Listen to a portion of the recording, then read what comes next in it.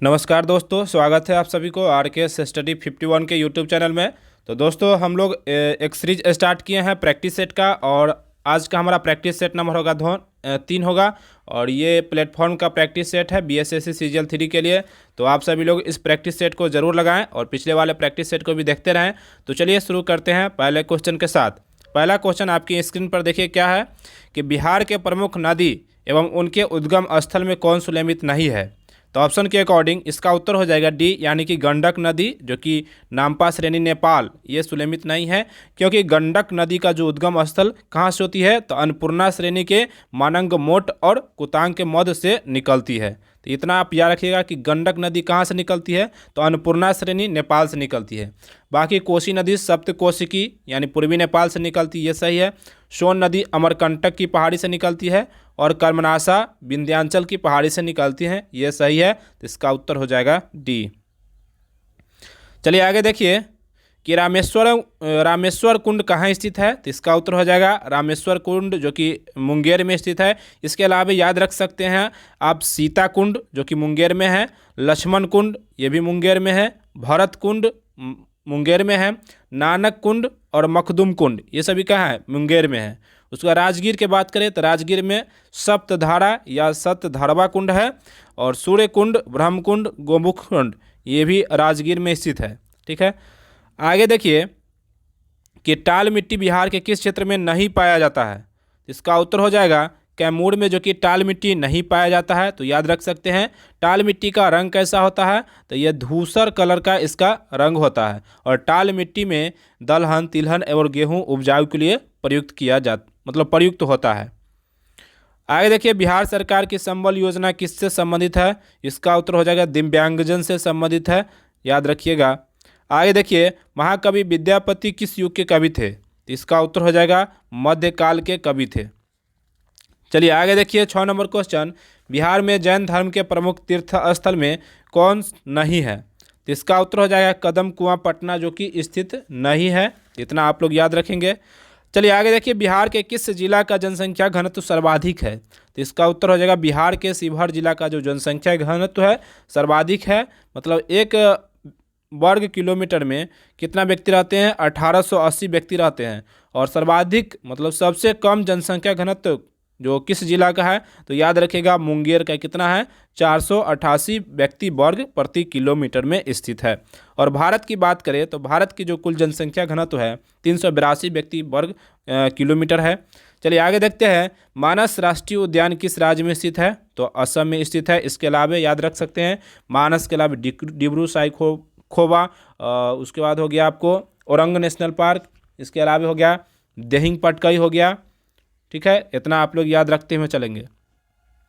आगे देखिए उस राष्ट्रपति का नाम बताएं जो संसद में एक बिल पास करने के लिए राष्ट्रपति की शक्ति का उपयोग करने वाले पहली व्यक्ति थे। तो इसका उत्तर हो जाएगा ज्ञानी जैल सिंह, यानी कि बी नंबर ऑप्शन सही है। देखिए क्या हुआ था कि ज्ञानी जैल सिंह वैसे राष्ट्रपति जो थे जो संसद में एक बिल वापस करने के लिए राष्ट्रपति की शक्ति का उपयोग करने वाले पहले व्यक्ति थे। भारतीय राष्ट्रपति ज्ञानी जैल सिंह ने भारतीय डाकघर संशोधन विधेयक के लिए पॉकेट वीटो का इस्तेमाल किया था। ठीक है, क्वेश्चन पूछा जा सकता है कि पहले सिख राष्ट्रपति कौन थे। तो याद रखिएगा ज्ञानी जैल सिंह थे। और पॉकेट वीटो की चर्चा भारतीय संविधान के अनुच्छेद 111 में किया गया है। आगे देखिए किस उद्देश्य के लिए नीति आयोग द्वारा गठन किया गया था। तो इसका उत्तर हो जाएगा किस लिए किया गया था, तो राज्य के शासन के प्रशासनिक विकास और कानूनी संरचना को सुव्यवस्थित करने के लिए नीति आयोग का गठन किया गया था। नीति आयोग को योजना आयोग के स्थान पर लाया गया था। नीति आयोग का गठन किया गया 1 जनवरी 2015 को किया गया। ठीक है, और ये भारत सरकार के थिंक टैंक के रूप में काम करती है। ठीक है, आगे देखिए राष्ट्रीय विकास परिषद के बारे में सही कथन को पहचानना है। इसका उत्तर हो जाएगा इसका गठन 1952 में किया गया था। राष्ट्रीय विकास परिषद का गठन 6 अगस्त 1952 को किया गया था। उसके बाद है राष्ट्रीय विकास परिषद के अध्यक्ष कौन होते हैं, तो प्रधानमंत्री होते हैं। तो इस प्रकार राष्ट्रीय विकास परिषद के वर्तमान में अध्यक्ष कौन है, तो नरेंद्र मोदी है। आगे देखिए पेनिनसुलर पठार की सर्वोच्च चोटी अनाई मुड्डी निम्नलिखित में से किस पहाड़ी पर स्थित है। तो इसका उत्तर हो जाएगा अन्नामलाई की पहाड़ी पर स्थित है। याद रख सकते हैं कि दक्षिण भारत की सबसे ऊंची चोटी कौन है, तो अनाईमुडी है, जिसकी ऊंचाई कितनी है, तो 2695 मीटर है। आपसे पूछा जा सकता है कि दक्षिण भारत की दूसरी सबसे ऊंची चोटी कौन है, तो दोदा बेटा है और इसकी ऊंचाई कितनी है, 2637 मीटर स्थित है। चलिए आगे देखिए, भारत में एशियाई चीता को किस वर्ष विलुप्त घोषित किया गया था, तो इसका उत्तर हो जाएगा 1952 में एशियाई चीता को विलुप्त घोषित किया गया था। वर्तमान में नामीबिया से 8 चीता लाया गया है, जो कि कूनो नेशनल पार्क में रखा गया है, जो कि मध्य प्रदेश में पड़ता है। आगे देखिए, प्रसिद्ध जुलू जनजाति किस देश से संबंधित है, तो इसका उत्तर हो जाएगा दक्षिण अफ्रीका के नेटाल प्रांत जो है वहाँ पर जनजाति ज़्यादा पाई जाती है। आगे कि इन्हें भारतीय अंतरिक्ष कार्यक्रम का जनक माना जाता है, तो इसका उत्तर हो जाएगा विक्रम साराभाई को अंतरिक्ष कार्यक्रम का जनक माना जाता है। आगे देखिए, मैकाल रेंज की अमरकंटक पहाड़ी से उत्पन्न होने वाली नदियों के नाम बताइए, तो इसका उत्तर हो जाएगा नर्मदा और सोन नदी जो है अमरकंटक की पहाड़ी से निकलने वाली नदियां हैं। आगे देखिए, निम्नलिखित में से कौन सा आरक्षित जीव मंडल सबसे अधिक ऊंचाई पर स्थित है, तो इसका उत्तर हो जाएगा खांगचेन द जोंगा जो है जीव मंडल आरक्षित जो सबसे ऊंचाई पर स्थित है। कहाँ पे, तो सिक्किम में स्थित है। और पहला जैव मंडल आरक्षित क्षेत्र कौन था, तो याद रखिएगा नीलगिरी, और इसकी स्थापना हुआ था 1986 में। चलिए आगे देखिए, 18 नंबर क्वेश्चन क्या कर रहा है कि विजय अमृतराज किस खेल से संबंधित है, तो इसका उत्तर हो जाएगा टेनिस खेल से संबंधित है। ठीक है, और यह 1973 में विम्बलडन और यूएस ओपन में क्वार्टर फाइनल में पहुंचे थे। ठीक है, चलिए आगे देखते हैं कि पंचायती राज का मुख्य उद्देश्य क्या है, तो इसका उत्तर हो जाएगा लोगों को विकास मूलक प्रशासन में भागीदारी के योग्य बनाना, यही पंचायती राज का मुख्य उद्देश्य है। तो इसका उत्तर हो जाएगा डी।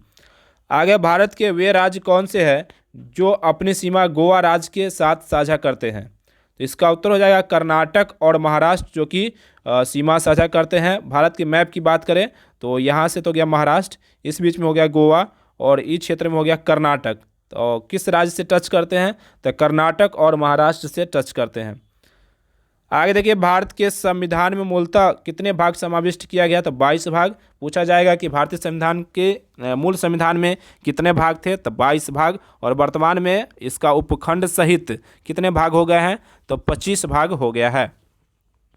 चलिए आगे देखिए, किस शहर को अरब सागर की रानी कहा जाता है, तो कोच्चि को अरब सागर की रानी कहा जाता है। इसका उत्तर हो जाएगा डी। आगे देखिए, निम्नलिखित में से कौन एक तबला वादक नहीं है, तो इसका उत्तर हो जाएगा शिव कुमार शर्मा, जो कि एक संतूर वादक है। इस प्रकार किशन महाराज, जाकिर हुसैन और निखिल घोष ये तबला वादक है, तो इसका उत्तर हो जाएगा सी। आगे देखिए, किस भाषा के लेखक सबसे अधिक बार ज्ञानपीठ पुरस्कार से सम्मानित हुए हैं, तो इसका उत्तर हो जाएगा सी, यानी कि कन्नड़ भाषा में सर्वाधिक जो कि ज्ञानपीठ पुरस्कार प्राप्त किया गया है। अब तक कितना को मिला है, तो 7 लोगों को मिल चुका है। और सबसे अधिक किसको मिला है, अगर ऑप्शन में हिंदी रहता तो हिंदी होता है, क्योंकि हिंदी को 10 बार मिल चुका है। चलिए आगे देखिएगा कि लोकसभा की पहली महिला अध्यक्ष कौन थी, तो इसका उत्तर हो जाएगा मीरा कुमार, जो कि लोकसभा की पहली महिला अध्यक्ष थी। ये कब से कब तक, तो 2009 से 14 तक लोकसभा के अध्यक्ष रही है। आगे देखिए, कौन नीति आयोग के नए उपाध्यक्ष के रूप में नियुक्त किया गया है, तो इसका उत्तर हो जाएगा सुमन बेरी को नीति आयोग के नए उपाध्यक्ष के रूप में नियुक्त किया गया है। और नीति आयोग के वर्तमान में सीईओ कौन है, तो याद रखिएगा परमेश्वरन अय्यर, जो कि वर्तमान में सीईओ है। आगे, दुनिया के सबसे महंगी करेंसी कौन से देश की है, तो याद रखिएगा कुवैती दिनार की है। कुवैती दिनार की जो कि सबसे महंगी करेंसी है। आगे देखिए, FICCI यानी कि FICCI यानी फिक्की, इसका असंक्षिप्त रूप क्या है, तो इसका उत्तर हो जाएगा federation of Indian chamber of commerce and industry. तो इस प्रकार इसका उत्तर हो जाएगा ए।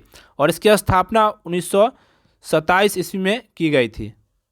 चलिए आगे देखते हैं, राष्ट्रीय आय का अर्थ क्या है, तो इसका उत्तर हो जाएगा राष्ट्रीय आय का अर्थ हो गया सभी अस्थायी लागत का जोड़ को हम राष्ट्रीय आय कहते हैं। भारत की राष्ट्रीय आय और प्रति व्यक्ति आय की गणना सर्वप्रथम दादा भाई नौरोजी ने किया था। कब, 1867-68 के बीच में। और राष्ट्रीय आय की गणना कौन करता है, CSO करता है, यानी कि केंद्रीय सांख्यिकी संगठन। और इसकी स्थापना होती है 1951 ईस्वी में और इसका मुख्यालय नई दिल्ली में स्थित है। आगे, भारत में राष्ट्रपति किस अनुच्छेद के अंतर्गत वित्तीय आपात घोषित करता है? तो इसका उत्तर हो जाएगा अनुच्छेद 360 के तहत। ठीक है, भारतीय संविधान के भाग 18 में 3 प्रकार के आपात का उल्लेख किया गया है, जिसमें 352 से 356 तक। 352 में क्या है? तो उसमें राष्ट्रीय आपात है, 356 में राष्ट्रपति शासन और वित्तीय आपात की चर्चा अनुच्छेद 360 में किया गया है। अनुच्छेद 280 की बात करें तो इसमें वित्त आयोग के गठन संबंधी प्रावधान है, और अनुच्छेद 110 में क्या है? तो इसमें धन विधेयक की परिभाषा है, और वही अनुच्छेद 109 रहता है, तो आप लोग याद रखते हैं इसमें कि धन विधेयक की प्रक्रिया का उल्लेख किया गया है। चलिए आगे देखिए, जीवन के अधिकार के अलावा भारतीय संविधान के अनुच्छेद 21 में और कौन सा अधिकार दिया हुआ है? तो इसका उत्तर हो जाएगा भोजन का अधिकार। पूछ रहा है अनुच्छेद 21 में जीवन के अधिकार के अलावा कौन सा अधिकार दिया गया है? तो भोजन का अधिकार दिया गया है, तो इसका उत्तर हो जाएगा डी। आगे देखें, निम्नलिखित शासकों को अपने शासनकाल की अवधि के अनुसार सही क्रम में व्यवस्थित करें। देखिए इसमें पहला कौन हो जाएगा? कुतुबुद्दीन ऐबक हो जाएगा। दूसरी की बात करें तो दूसरा होगा इल्तुतमिश, तीसरा हो जाएगा रजिया सुल्तान, और चौथा होगा गयासुद्दीन बलबन। तो इसका उत्तर क्या होगा? चलिए देखते हैं। तो 1 3 2 1 जा 1 3 4 2, इसका आंसर हो जाएगा डी। आगे देखिए, चौरी चौरा की घटना किस वर्ष हुई थी? तो इसका उत्तर हो जाएगा 1922 में हुई थी। चलिए आगे देखिए, अमेजन नदी किस महाद्वीप से होकर बहती है? तो इसका उत्तर हो जाएगा दक्षिणी अमेरिका से होकर अमेजन नदी बहती है, तो इसका उत्तर हो जाएगा ए।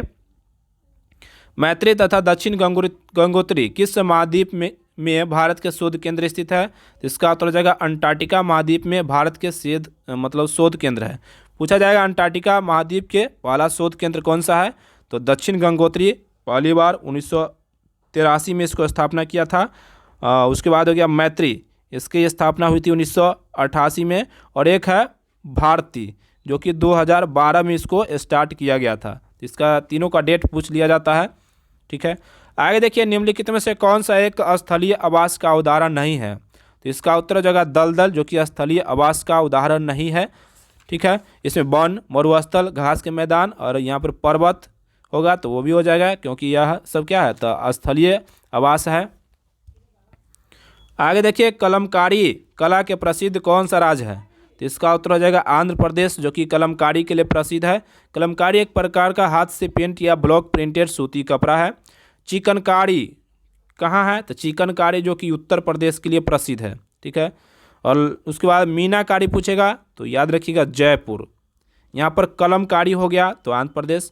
उसके बाद पूछा जा सकता है कि चिकनकारी, तो याद रखिएगा यूपी, और एक मीनाकारी जो कि आप याद रखिएगा राजस्थान। आगे नेत्रा क्या है? तो इसका उत्तर हो जाएगा एक मानव रहित विमान है, तो इसका उत्तर हो जाएगा ए। भारतीय संविधान के किस भाग में राज्य के नीति निर्देशक सिद्धांत वर्णित किया गया है? तो इसका उत्तर हो जाएगा भाग 4 में राज्य के नीति निर्देशक तत्व की चर्चा किया गया है, और एक में क्या है? तो संघ राज्य क्षेत्र है, और भाग 2 में क्या है? नागरिकता है, भाग 3 में क्या है? मौलिक अधिकार है। आगे देखिए, राज्यसभा के 245 सदस्यों में से कुल कितने निर्वाचित सदस्य होते हैं? इसका उत्तर हो जाएगा 233 सदस्य जो कि निर्वाचित सदस्य होते हैं। ठीक है, और राज्यसभा में जो निर्वाचित सदस्य की अवधारणा किस देश के संविधान से लिया गया है? तो याद रखिएगा दक्षिण अफ्रीका के संविधान से लिया गया है। इसके अलावा 12 सदस्य जो कि राष्ट्रपति के द्वारा राज्यसभा में मनोनीत किए जाते हैं, ये आयरलैंड के संविधान से लिया गया है। ठीक है, चलिए आगे देखिए, 1192 में पृथ्वीराज तृतीय को पराजित करने वाले सुल्तान मोहम्मद गोरी कहाँ का शासक था? तो इसका उत्तर हो जाएगा अफगानिस्तान के शासक था। ठीक है, चलिए आगे देखिए, किस वर्ष में मुस्लिम लीग ने देशों के पश्चिमोत्तर तथा पूर्वी क्षेत्रों में मुसलमानों के लिए स्वतंत्र राज्यों की मांग करते हुए एक प्रस्ताव को जारी किया था? इसका उत्तर हो जाएगा 1940 ईस्वी में मुस्लिम लीग ने स्वतंत्र पाकिस्तान का मांग किया था। चलिए बता देते हैं आरो कि 23 मार्च 1940 को मुस्लिम लीग का अधिवेशन लाहौर में हुआ था, जिसकी अध्यक्षता मोहम्मद अली जिन्ना कर रहे थे, और इसी अधिवेशन में भारत से अलग एक मुस्लिम राष्ट्र पाकिस्तान की मांग की गई थी। ठीक है, 23 मार्च 1940 को ही प्रसिद्ध प्रस्ताव का प्रारूप कौन लाया? तो सिकंदर हयात खान ने लाया था। ठीक है, और उसमें फजलुल हक ने प्रस्तुत किया और खलीकुज्जमान ने उसका समर्थन किया था। एक क्वेश्चन पूछा जाता है कि पाकिस्तान शब्द को कौन गढ़ा?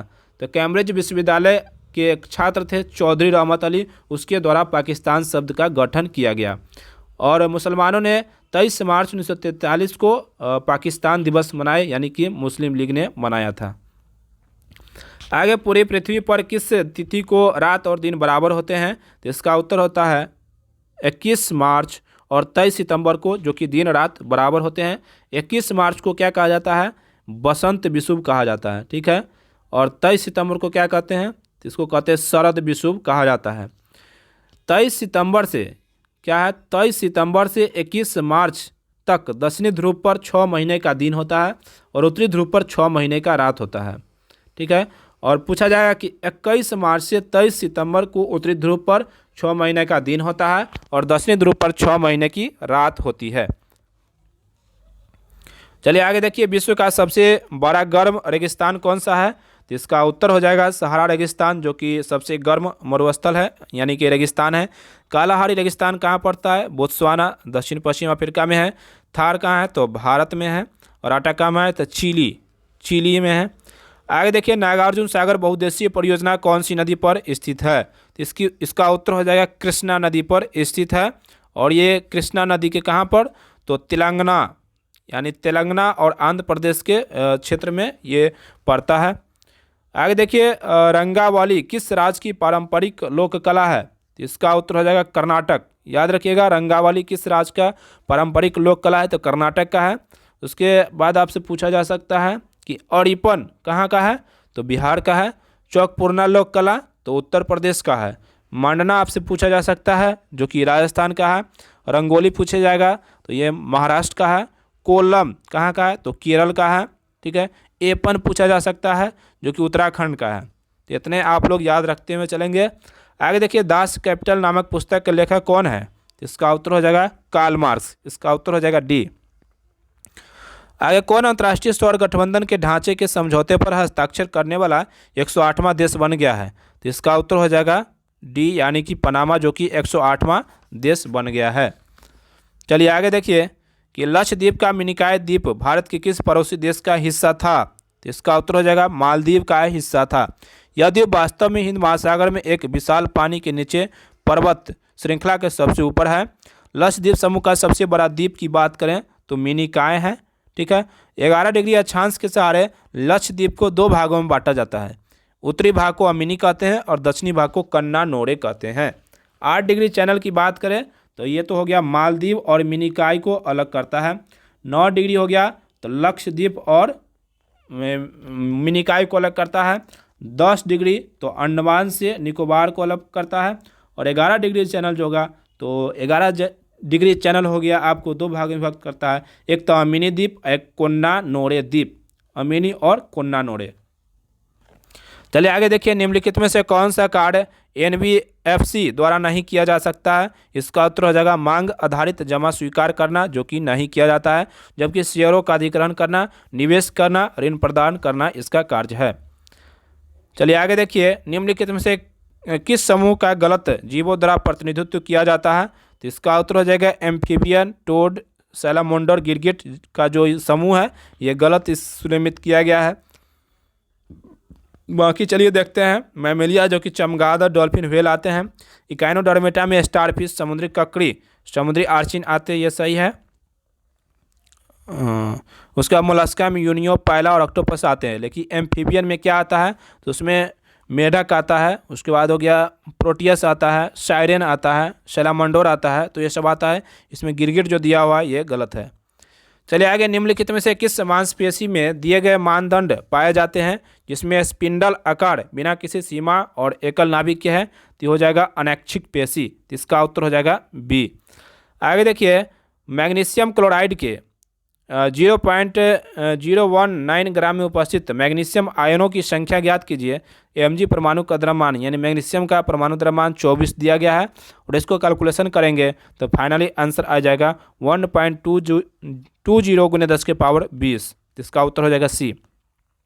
चलिए आगे देखिए, आनुवंशिकता के मूलभूत संरचना और कार्यात्मक इकाई क्या है? तो इसका उत्तर हो जाएगा जीन हो जाएगा, यानी कि डी ऑप्शन सही है। आगे देखिए कार्बोहाइड्रेट जिसे जुगाली करने वाले पशुओं द्वारा पचाया जा सकता है लेकिन मानव के द्वारा नहीं, वह क्या है? तो इसका उत्तर हो जाएगा सेलुलोज, जो कि क्या है? तो पॉलीसेकेराइड का उदाहरण है। तो इसका उत्तर हो जाएगा सी। आगे देखिए वायरस के कारण न होने वाले बीमारी को पहचान करना है। देखिए वायरस के कारण आंत्र ज्वर नहीं होता है, ये जीवाणु के कारण होता है। ठीक है, जीवाणु के कारण होता है और आंत्र ज्वर को ही टाइफाइड कहा जाता है, जो कि आंत को प्रभावित करता है। और बाकी एड्स, इन्फ्लुएंजा और डेंगू बुखार ये सभी वायरस से होने वाले रोग हैं। आगे देखिए क्या होता है जब एक जगह पर हवा की चाल बढ़ती है? तो क्या होता है? उस जगह पर दाब कम हो जाता है। तो इसका उत्तर हो जाएगा डी। आगे देखिए एक काली सतह के बारे में निम्नलिखित में से कौन सा कथन सही है? तो इसका उत्तर हो जाएगा यह अधिक ऊष्मा ऊर्जा को अवशोषित और अधिक ऊष्मा ऊर्जा को विकिरित करता है। तो इसका उत्तर हो जाएगा सी। चलिए आगे देखिए मानव कान कितने ध्वनि का पता नहीं लगा सकता है? तो इसका उत्तर हो जाएगा 20 HZ से कम नहीं लगा सकता है। मानव की कान जो है जो 20 HZ से कितने तक के सुन सकता है? 20,000 HZ के बीच की ध्वनि को सुन सकता है, लेकिन 20 हर्ट्ज से कम की ध्वनि को नहीं सुन सकता है। आगे देखिए निम्नलिखित प्रक्रियाओं में से कौन सी एक रासायनिक परिवर्तन के कारण नहीं है? तो इसका उत्तर हो जाएगा बादलों का निर्माण, जो कि रासायनिक परिवर्तन से संबंधित नहीं है। ठीक है, लोहे में जंग लगना जो कि रासायनिक परिवर्तन है, भोजन का पाचन रासायनिक है, और बारिश होने पर बिजली का चमकना ये भी रासायनिक परिवर्तन है। आगे देखिए यदि 25 न्यूटन और 10 न्यूटन के बल एक निकाय पर क्रमशः लंबवत ऊपर की ओर और लंबवत नीचे की ओर दिशा में कार्यरत है, तो निकाय पर कार्यरत शुद्ध बल का परिणाम क्या होगा? तो देखिए ये कोई निकाय है और यहाँ पर एक 25 न्यूटन बल ऊपर काम कर रहा है और 10 न्यूटन बल नीचे की ओर काम कर रहा है। तो कहता है शुद्ध परिणामी बल कितना होगा? तो इसको मान लेते हैं कि इसको मान लेते हैं F1 और इसको मान लेते हैं F2।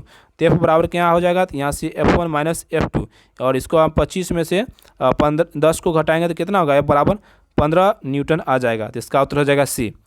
आगे देखिए वह गैस जो चूने के पानी को दूधिया रंग में परिवर्तित कर देती है, कौन सा गैस है? तो इसका उत्तर हो जाएगा कार्बन डाइऑक्साइड यानी कि CO2। इसका उत्तर होगा सी। आगे नेत्र लेंस की फोकस दूरी में वृद्धि हो जाती है जब नेत्र की पेशियाँ क्या होती है? जब नेत्र की पेशियाँ शिथिल और लेंस पतला हो जाता है तो उसमें उसकी फोकस दूरी बढ़ जाती है।